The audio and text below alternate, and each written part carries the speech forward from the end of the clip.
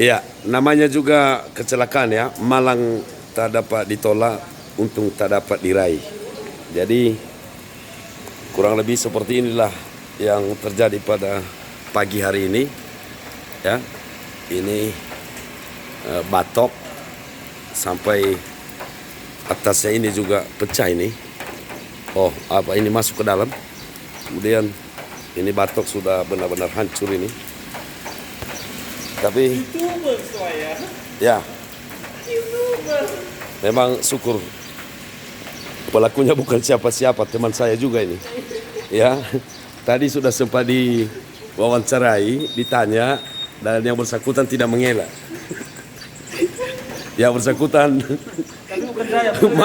mau bertanggung jawab. Bukan saya. Sebenarnya bukan bapak ini, tapi ada satu lagi.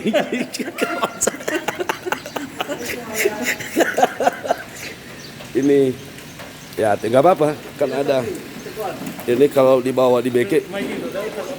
Tapi biasanya kalau batok lampu seperti ini tidak bisa dibeli satu sebelah saja ya. Ini satu set, ini satu pasang. Iya, tapi nggak apa-apa. Pelakunya juga orang yang banyak duitnya.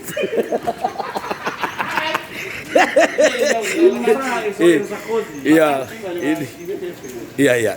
Sudah kita hubungi dan beliau bertanggung jawab ya. Artinya bakal kita juga diarahkan untuk segera membawa ini ke bengkel.